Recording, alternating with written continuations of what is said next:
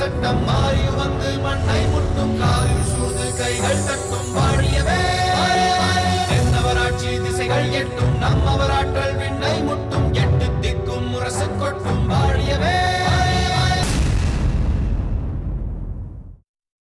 என்ன சொன்னாய்? மலர்கொடியின் ராசிதான் இளம் வழுதியை சேர மன்னரிடம் சிறைப்பிடித்து வைத்திருக்கிறதா?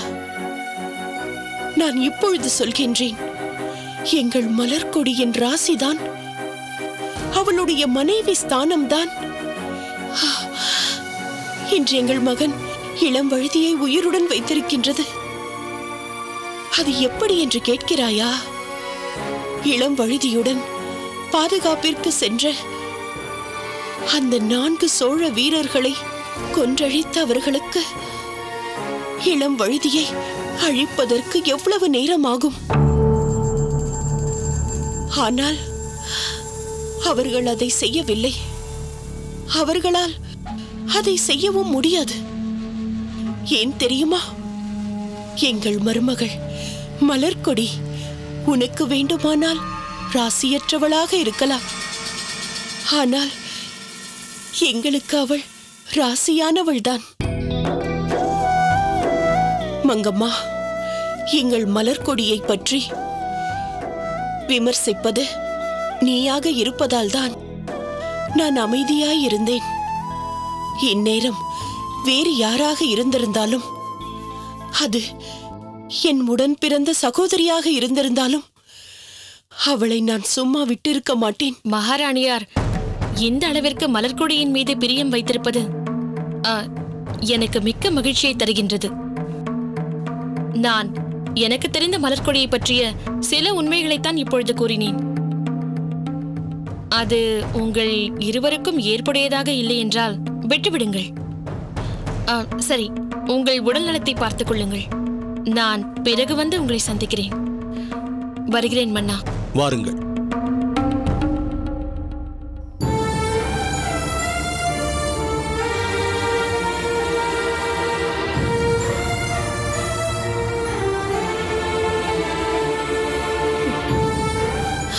பிரபு, மங்கம்மா ஏன் இந்த மாதிரி பேசிவிட்டு போகிறாள்?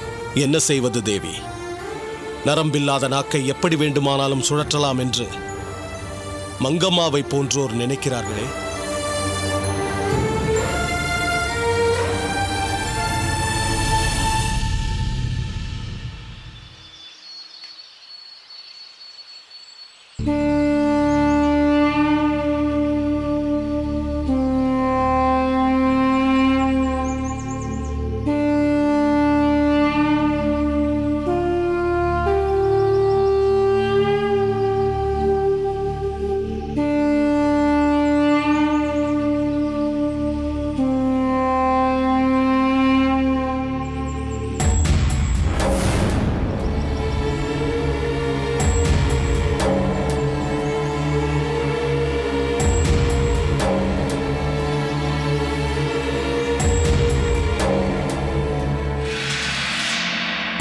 என்ன இப்படி பார்க்கிறீர்கள்? ஒன்றுமில்லை. உங்களிடம் ஒரு சந்தேகம் கேட்க வேண்டும். அதை கேட்கலாமா வேண்டாமா என்று யோசித்து பார்த்து கொண்டு வந்தேன். என்னை வெறித்து பார்த்து யோசித்துக் கொண்டு வரும் அளவிற்கு அப்படி என்ன சந்தேகம் உங்களுக்கு? இல்லை, நான் இப்படி கேட்கிறேன் என்று தவறாக நினைத்துக் கொள்ள வேண்டாம். நீங்கள் மங்கம்மா தேவியாரின் தோழியா அல்லது பணிப்பெண்ணா? சேவகி. ஓ, ஆமாம். எதற்காக இந்த கேள்வியை என்னிடம் கேட்கிறீர்கள்? இல்லை, நீங்கள் மங்கம்மா தேவியாரின் தோழியாக இருந்தால் உங்களை எப்போதும் அவருடன் தான் பார்க்க முடியும். அவருடனேயே தங்கிக் கொள்வீர்கள். தனியாகவெல்லாம் பார்க்க முடியாது. ஆனால் இப்போது அப்படி இல்லை. அதான் சேவகி என்று சொல்லிவிட்டீர்களே. இனி உங்களை தனியாக கூட சந்திக்கலாம். இருந்தாலும் உங்களை மங்கம்மா தேவியாரின் சேவகி என்று கூற முடியுமா? நீங்கள் அவருக்கு நிகராக சரிசமமாக அவருடைய தோற்றத்திலேயே இருக்கிறீர்கள். இப்போது நீங்கள் என்ன சொல்ல வருகிறீர்கள்? நான் மங்கம்மா தேவியாரை போல் சமவயதுக்காரி என்பது போன்று உங்களுக்கு தோன்றுகிறதா? ஐயோ, நான் அப்படி சொல்வேனா? நீங்கள் மிகவும் இளமையாக அழகாக இருக்கிறீர்கள். உங்களை போய் மங்கம்மா தேவியாரின் சமவயதுக்காரி என்று கூறுவேனா? நான் சொன்ன தோற்றம் என்பது அரச குடும்பங்களுக்கே உரித்தான அந்த நடை, உடை, பாவனை, கம்பீரம் அதெல்லாம் உங்களிடம் அப்படியே இருக்கின்றது. நான் அதைத்தான் சொன்னேன். இதுதான் உங்களின் தனி சிறப்பே, இந்த சிரிப்புதான். காந்த பார்வை வீசும் உங்கள் கண்களை மெல்ல சுருக்கிக் கொண்டு மந்தகாசத்தை முகத்தில் மலரவிட்டபடி இதழ் முட்டு அவிழ்ந்து முத்துப்பல் மின்ன நீங்கள் சிரிக்கின்ற இந்த சிரிப்பு இருக்கின்றதே, இதற்கு ஈடு இணை எதுவுமே இல்லை. உங்களிடம் இன்னொரு கேள்வி கேட்க வேண்டும். அது உங்களைப் போன்ற இளம் பெண்களிடம் கேட்கக்கூடாத கேள்வி. அதனால்தான் அதை கேட்பதற்கு எனக்கு தயக்கமாக இருக்கின்றது. பரவாயில்லை, எந்த கேள்வியாக இருந்தாலும் என்னிடம் தயங்காமல் கேளுங்கள். உங்களுக்கு திருமணம் நடந்துவிட்டதா? இன்னும் நடக்கவில்லை.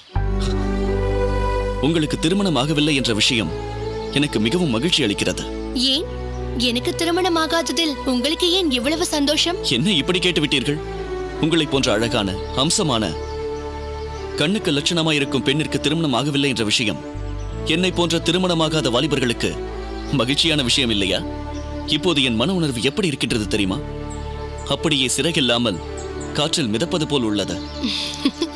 இல்லை, நான் திருமணம் செய்து கொள்ளாமல் இருப்பதற்கு ஒரு முக்கிய காரணம் இருக்கிறது. நான் என் வாழ்வை மங்கம்மா தேவியாருக்கு சேவை செய்வது என்றே அர்ப்பணித்து விட்டேன்.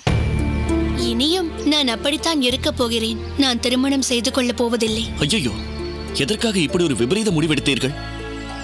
தவறாக முடிவெடுத்திருக்கிறீர்கள். உங்களை போன்ற அழகான பெண்கள் ஆராதிக்கப்பட வேண்டியவர்கள், கொண்டாடப்பட வேண்டியவர்கள். தயவு செய்து உங்கள் முடிவை மாற்றிக்கொள்ளுங்கள். உங்களுக்கென்று ஒரு தனி வாழ்க்கையை நீங்கள் அமைத்துக் கொள்ள வேண்டும். நான் தனி வாழ்க்கையை அமைத்துக் கொள்வதில் எதற்காக உங்களுக்கு இத்தனை பெரிய அக்கறை?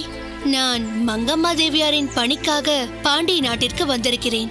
அவரின் பணி முடிந்ததும் திரும்பவும் சோழ நாட்டிற்கே சென்று விடுவேன். தாங்களோ பாண்டிய மன்னர் கூறியது போல் நானும் மங்கம்மா தேவியாரும் இங்கு தங்குவதற்கு அனைத்து வசதிகளையும் செய்து கொடுத்தவர். உங்கள் பணி முடிந்ததும் நீங்களும் சென்று விட போகிறீர்கள். அதன் பிறகு நானும் உங்களின் இந்த கட்டான உடல் அமைப்பு, வசீகரமான புன்னகை, குள்ளமாக இருந்தாலும் கம்பீரமாக தெரியும் உங்கள் தோற்றம், இவை அனைத்தையும் மறந்து விடுவேன். அதன் பிறகு நீங்கள் பாண்டிய நாட்டில், நான் சோழ நாட்டில். அப்படித்தானே? இதோ பாருங்கள், பாண்டிய நாட்டிற்கு வந்த பிறகு நீங்கள் எதற்காக சோழ நாட்டை பற்றி நினைக்கிறீர்கள்? என்ன செய்வது? எனக்கோ பாண்டிய நாடு புதியது. இங்கிருக்கும் பழக்க வழக்கங்களுக்கு முற்றிலும் நான் புதியவளாயிற்றே. எதுவுமே எனக்கு தெரியாதே. கவலையே படாதீர்கள். பாண்டிய நாட்டின் பழக்க வழக்கங்களை நான் உங்களுக்கு கற்றுக் கொடுக்கிறேன். பாண்டிய நாட்டில் பார்க்க வேண்டிய முக்கியமான இடங்களை நான் உங்களுக்கு சுற்றி காட்டுகிறேன். இந்த பாண்டிய நாட்டில் உங்களை எந்த குறையும் இல்லாமல் சந்தோஷமாக வைத்துக் கொள்ள வேண்டியது என் பொறுப்பு. வாருங்கள், போகலாம்.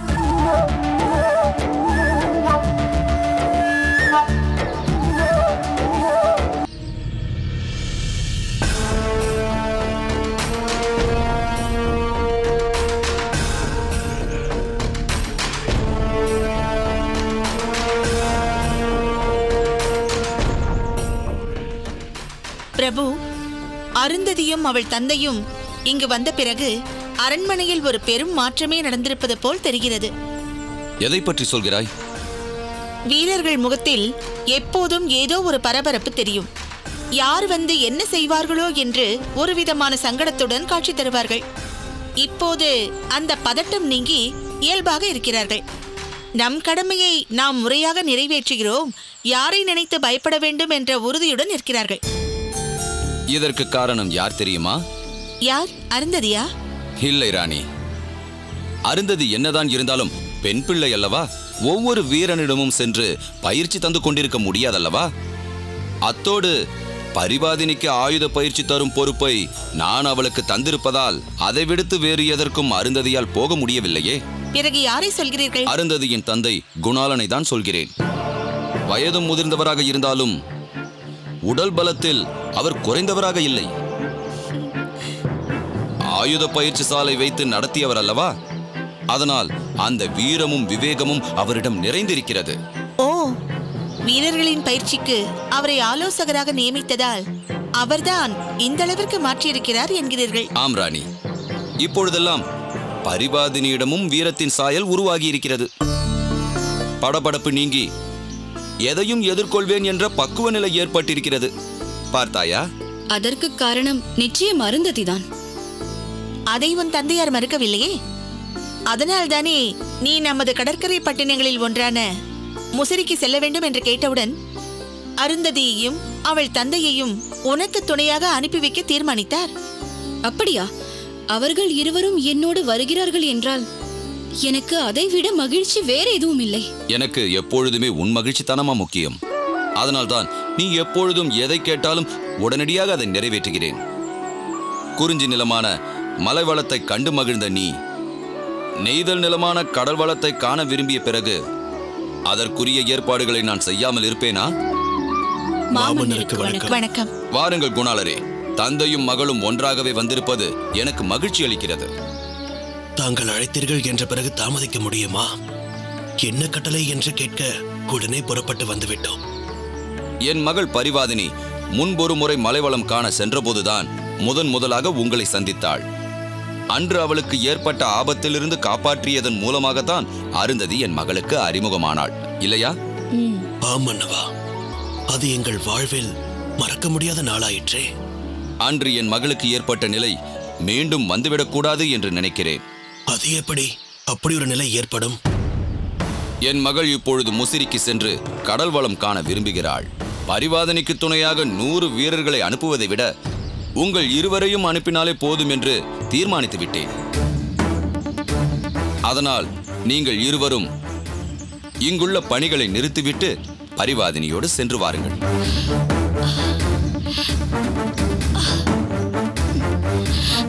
அருந்ததி, மன்னா, என்ன நேர்ந்தது?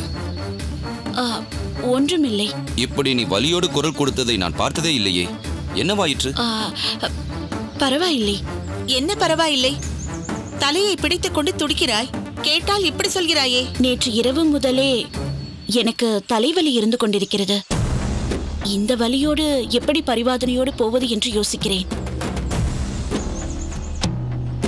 ஆனால் மன்னர் கட்டளை, இதை எப்படி மீறுவது என்றும் தயக்கமாக இருக்கிறது. உனது நிலை அவருக்கு தெரியாதல்லவா? அதனால்தான் அப்படி சொன்னார். அதற்காக இப்படி தலைவலியால் துடித்துக் கொண்டு அவ்வளவு தூரம் செல்ல முடியுமா? ஏன் திடீரென்று இப்படி நேர்ந்தது? குறைவாக உறங்கினாயா? அதனால் ஏற்பட்ட சங்கடமா இது? இப்போது அதை பற்றி விவாதிப்பது வேண்டாம். ஆக அருந்ததி இப்போது பரிவாதினியோடு போக முடியாது, இல்லையா? ஆம் தாயே. பரிவாதினி, நீ என்னம்மா சொல்கிறாய்? அருந்ததி வரவில்லை என்றால் இன்று இந்த பயணத்தை நிறுத்தி விடுவோம். எப்போது அருந்ததியால் வர முடியுமோ அப்போது போய்க் கொள்கிறேன்.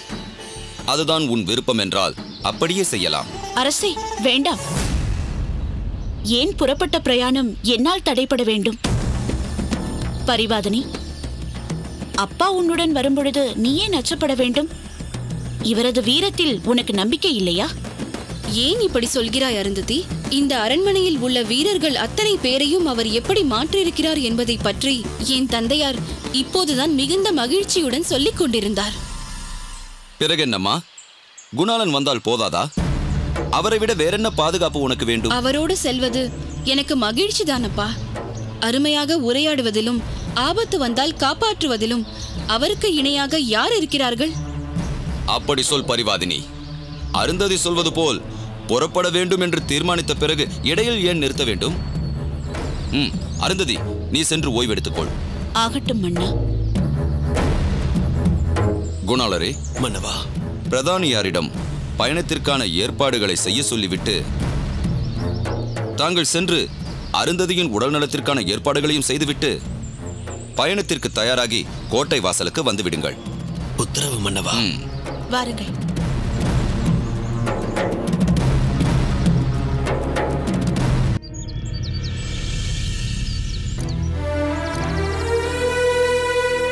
கபிலரே, தாங்கள் அழைத்தீர்கள் என்றவுடன் பரபரப்புடன் ஓடி வந்தேன். தங்களிடம் பல விஷயங்களை கேட்க வேண்டுமென்று ஆர்வத்தோடு உங்களை காண வந்தேன். ஆனால் தாங்களோ எதுவும் பேசாமல் மௌனம் சாதிக்கிறீர்கள். பேசுவோம் காரியாரே. நாம் எத்தனை முறை சங்க புலவர்களின் பாடல்களை பற்றி பேசி மகிழ்ந்திருப்போம். உண்மைதான்.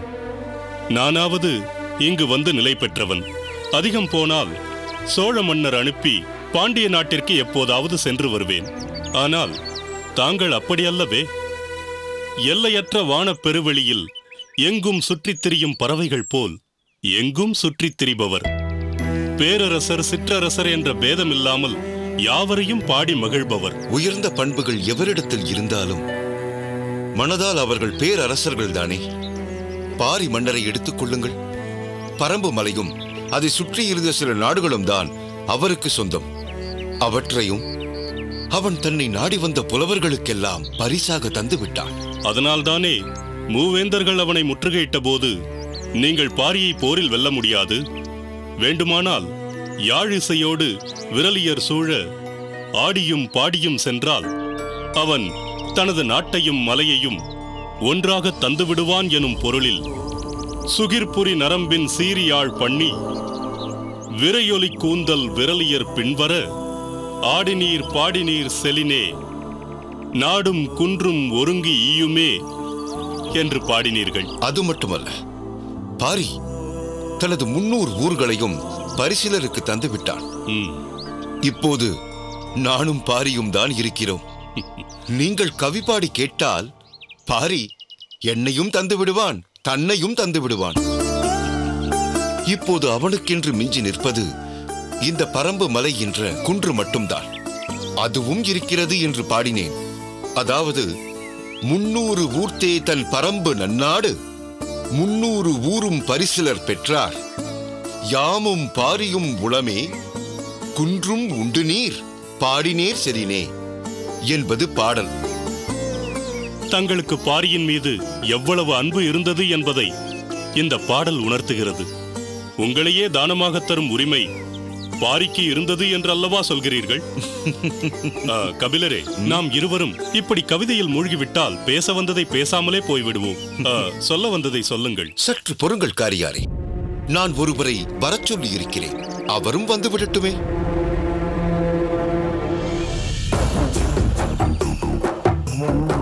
காரியாரே, அதோ அங்கு வருவது யார் என்று பாருங்கள். விஜயபூபதி. ஆம். அழுந்தூர் வேளார் இங்கு ஏன் வருகிறார்? நான் தான் வர சொல்லி ஆள் அனுப்பினேன். அவர் வந்துவிடட்டும் என்பதற்காகத்தான் தாமதித்தேன். அப்படியானால் சரி.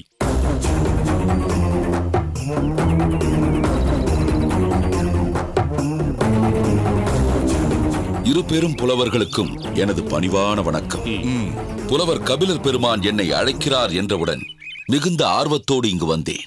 அருகில் புலவர் காரிக்கண்ணனாரும் இருப்பதைக் கண்டவுடன் என் மகிழ்ச்சி இருமடங்காகிவிட்டது. ஆனால் நான் பேச அழைத்த செய்தியை சொன்னால் நீ மகிழ்ச்சி அடைவாயா என்று சொல்ல முடியாது. ஏன் இப்படி சொல்கிறீர்கள்? நான் சேர நாட்டில் நடந்த எல்லா விஷயங்களையும் சோழ மன்னர் கரிகாலரிடம் சொல்லவில்லை. சில விஷயங்களை மறைக்கும்படி நேர்ந்து விட்டது. ஆனால் மன்னரிடமே மறைக்கிறோமே என்று வருத்தமாக இருந்தது. ஏன் அப்படி நினைக்கிறீர்கள்? நீங்களே அதை மன்னரிடம் சொல்லாமல் விட்டீர்கள் என்றால் அது அந்த அளவிற்கு சங்கடமான விஷயமாகத்தான் இருக்க வேண்டும். ஒருவரிடம் எதை சொல்வதானாலும் இடம் பொருள் ஏவல் அறிந்துதான் சொல்ல வேண்டும் என்பது அனைவரும் ஏற்றுக்கொண்ட உண்மைதானே? அதனால் நீங்கள் அதை நினைத்து கலங்க வேண்டியதில்லை. ஆனால் மன்னரிடம் கூட சொல்ல தயங்கிய விஷயத்தை என்னிடம் சொல்ல நினைக்கிறீர்கள் என்றால் அது எனக்கு ஆச்சரியமாக இருக்கிறது. உன்னிடமும் அதை சொல்லாவிட்டால் என் மனதிற்கு அமைதி கிடைக்காது. ஏனென்றால் அது உன் குடும்ப பிரச்சனை. அப்படியானால் மங்கம்மா சம்பந்தப்பட்ட பிரச்சனை என்று சொல்லுங்கள். அதேதான். என்ன செய்தால் அவள்? பாண்டிய நாட்டிற்கு போகிறேன் என்று சொல்லிவிட்டு சேர நாட்டிற்கு சென்று விட்டாளா? இல்லை இல்லை, மங்கம்மா அங்கு வரவில்லை. நான் சொல்ல வந்த செய்தி மங்கம்மா பாண்டிய நாட்டிற்கு புறப்படுவதற்கு முன் நடந்தது. என்னவென்று சொல்லுங்கள். மாதுரி சேர நாட்டிற்கு வந்திருக்கிறாள். சேர மன்னரை சந்தித்து உரையாடினாள். மாதுரி மங்கம்மாவின் நெருங்கிய தோழி என்பது தெரியும். அவள் சேர நாட்டிற்கு வந்து அரசரோடு உரையாடும் அளவிற்கு எப்படி உரிமை ஏற்பட்டது? சேர மன்னர் இங்கு வந்திருந்த போது மங்கம்மா அவரோடு நெருங்கி உரையாட எவ்வளவு முயற்சி எடுத்தார் என்பது உங்களுக்கு தெரியாதா புலவர் பெருமானே? அவர் மூலம் சில சதித்திட்டங்களை நிறைவேற்றுவதற்காகத்தான் மங்கம்மா அப்படி செய்திருக்கிறாள். அதன் தொடர்ச்சியாகத்தான் மாதுரி எதற்காகவோ அங்கு சென்றிருக்கிறாள். எதற்காக என்பதை நான் தெளிவாக தெரிந்து கொண்டேன். சோழ நாட்டில் சில காலமாக பார்த்திபனும் முத்துநகையும் காணாமல் போனதால் அவர்கள் இருவரும் ஒருவேளை சேர நாட்டிற்கு சென்றிருக்கிறார்களோ என்று பார்ப்பதற்காகவே வந்திருக்கிறாள்.